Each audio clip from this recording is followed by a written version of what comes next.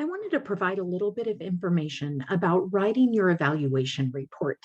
And so when we talk about writing a comprehensive report, we're talking about putting everything together that you have from your global assessment, your diagnostic assessment, and your informal assessments.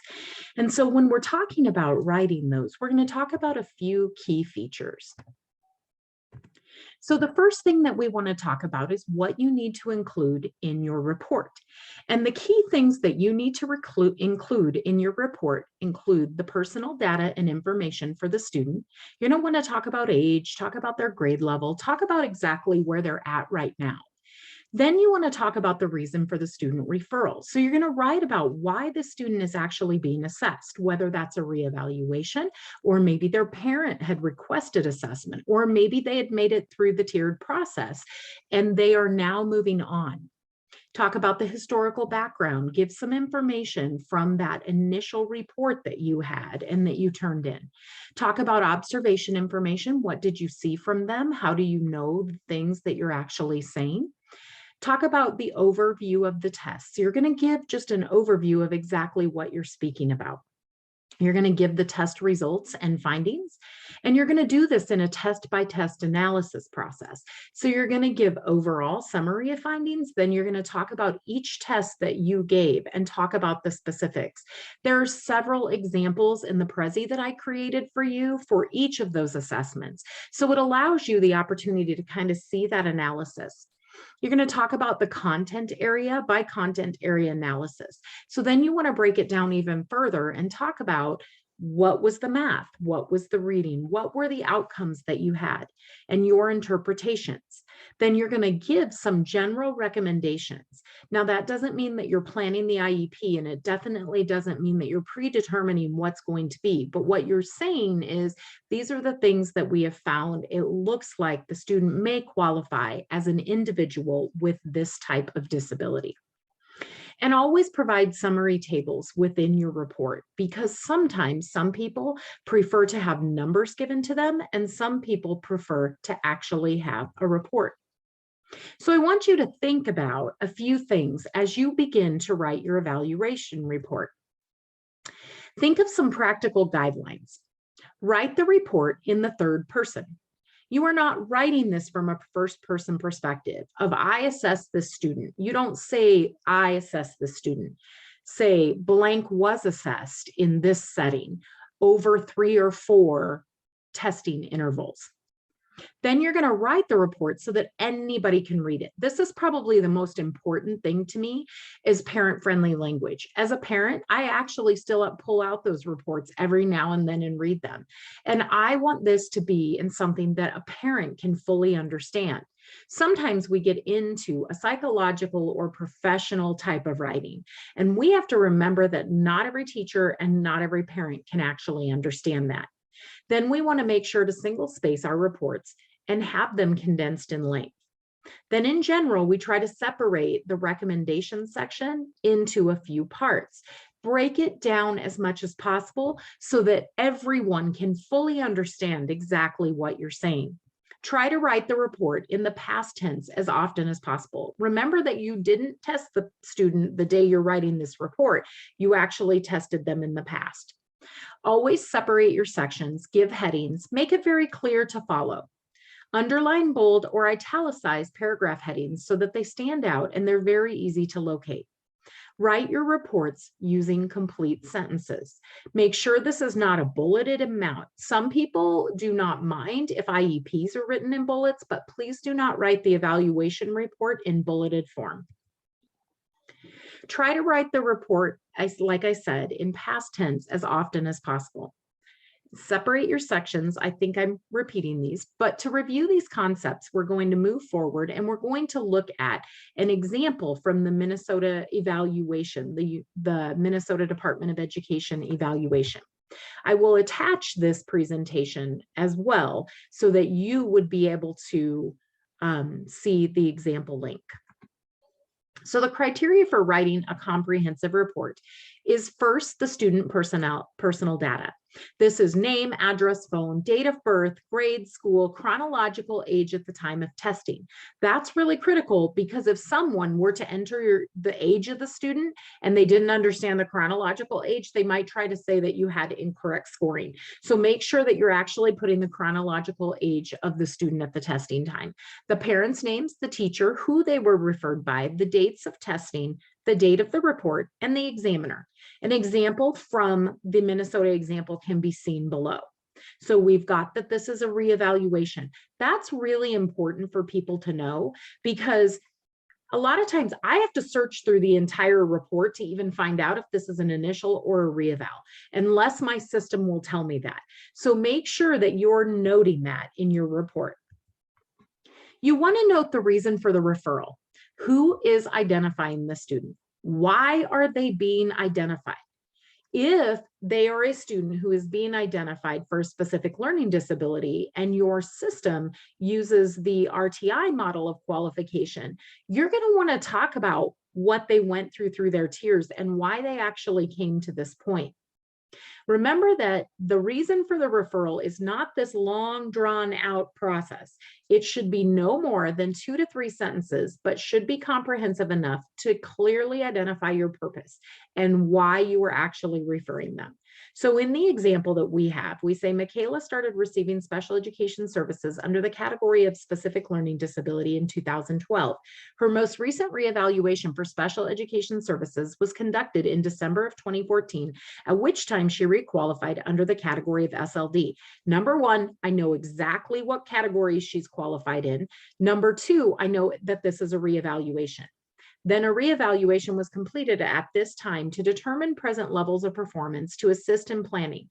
So that was the reason we were doing this assessment. So I know why we did this assessment. I know what her disability category is and that she was previously qualified. And I also know exactly that this is a reeval. So make sure that it's that short, but that clear. Give some historical background. Give the family history and makeup, give developmental growth and cognitive development information, give components related to learning and academic growth. Relationships and social interaction background are important as well, and note any previous assessment or testing processes and findings that have been done, because sometimes the student may change categories.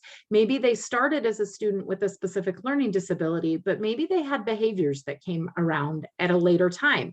You need to give the full idea there so that everyone who's reading this understands the direction that you're going. So in this example, Michaela passed all classes with a C or better, except physical education, where she earned a D. Michaela did not pass the Minnesota Comprehensive Assessment, math, or reading tests in April of 2017. Then we go on to give sensory health and physical history. Maybe we give family history. So this is just a snippet of that example. You will have the link to that example within the course, and so you would be able to look at that in more detail. An additional item we want to give is the observational information. So with any qualification, we should have an observation. We cannot remember that we cannot base it on just assessment alone. We have to have multiple sources to triangulate that data to prove that that student actually may qualify in special education. So the more sources of data we have, the better. And it's in law that we must have multiple sources of data. So we need to give a description of our student behavior during the assessment. So the student came willingly, or even maybe, the examiner entered the room when the period was beginning. And so activity was going on. Michaela entered the classroom and was very talkative to her peers. When the bell rang, she was still walking around. So write it in a very factual manner. We do not want to give judgment or personal overview. We do not want to give hyperboles in this, and we do not want to give over exaggerations in any way, shape, or form. Strong adjectives are not recommended in this portion. And the key reason is because we are writing it from a professional interpretation. We do not know what the student is thinking or feeling at that moment. We can't say Michaela was mad. We can say Michaela demonstrated aggressive behaviors when she moved from point A to point B. So we want to just say these behaviors were. So we don't want to give just over assumptions in that. We aren't assuming anything. We are giving professional, factual information from our observation. So we're writing it almost, I call it from that third view where we're above ourselves watching this situation. And so that's how I want you to write this, is we're watching this individual. And so we are writing everything they're doing.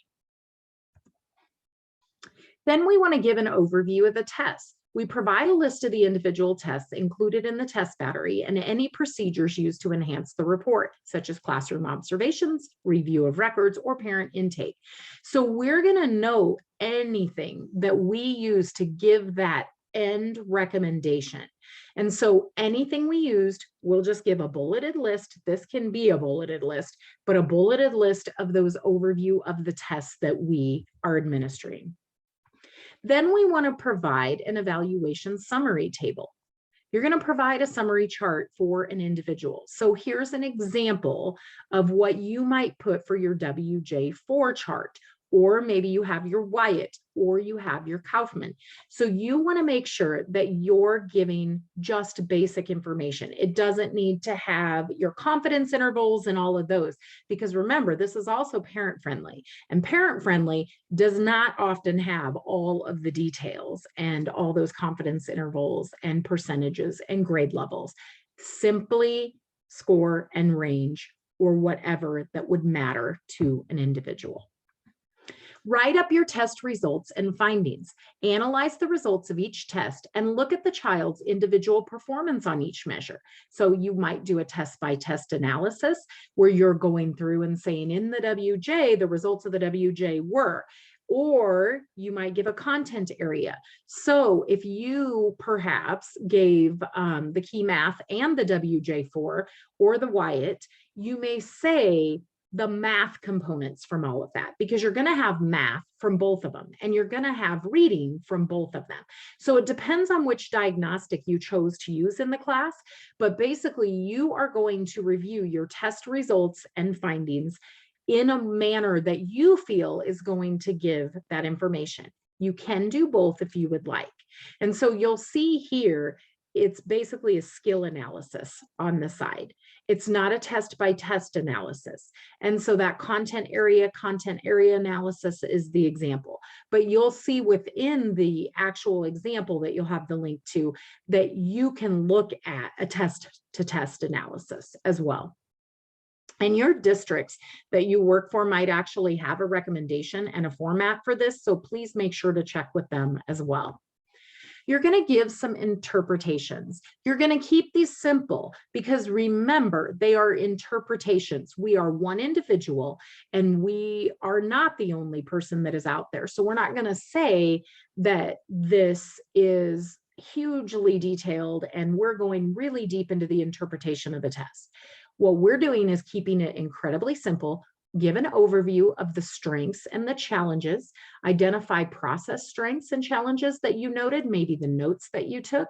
I like to do this a lot in my notes because where a student maybe didn't score, especially a student maybe with an intellectual disability that is in high school, maybe didn't score real well on the math. However, I saw some really strong problem solving.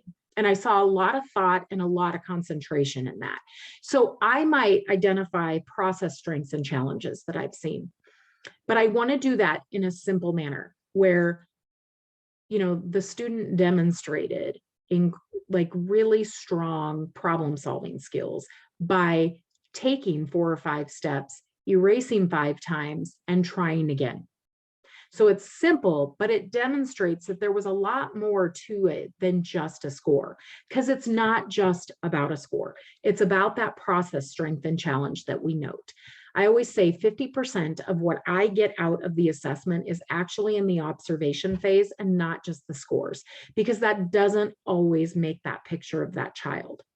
So overall limitations that may arise and verification recommendations. So you may have that statement at the very end of based upon these scores, the student may qualify as a student with. So it's not saying that we say the student has a specific learning disability. The student may qualify as a child verified with a learning disability. So we have to remember that we're giving verification recommendations. We're not saying that that is it. The team may either choose to follow our recommendations or they may not. So remember, we're recommendations to the school, recommendations to the teacher, and recommendation to the parents. So the example here is Michaela needs to improve her academic skills in the area of math calculation, math problem solving, reading fluency, reading comprehension, and written language. Because of her difficulties with information processing and attention, she should be provided extended time for assignment and test completion, outlines of teacher lecture notes, and seating their instruction. So we've given that verification recommendation before in the interpretation. This recommendation is how can we help her as a team? What things does the student need for us to help them? And a lot of times your test systems, I know the WJ4 does it, and I believe the Wyatt does as well, will have a recommendation section. There are certain things on the reports that you can pull, and it'll have recommendations. And so if you need that to guide you, make sure you run that and check that box for the running of that part of the report. But the recommendations are critical because that's going to give the team an idea of where we could go in the future and where the IEP, the assessment connects to the IEP. So I wanted to give you just a really brief overview. Like I said, you're going to have the example of that Minnesota sample. It isn't the only sample. You can look at the evaluation reports within the Prezi that I've also created for you. When you go into the Prezi link that I have for you in multiple spots in the course, you actually hit the bubble that is your test. So you will click on your bubble, and then you will click on the evaluation report sample. And many of them have those uploaded so that you can kind of see how they're written. We don't expect you to reinvent the wheel. Now, granted, you're not going to copy and paste that, but you can use those as a guideline and an example to help you through this process. So thank you all for listening to this very quick overview of how to write your evaluation report. I look forward to reading them all.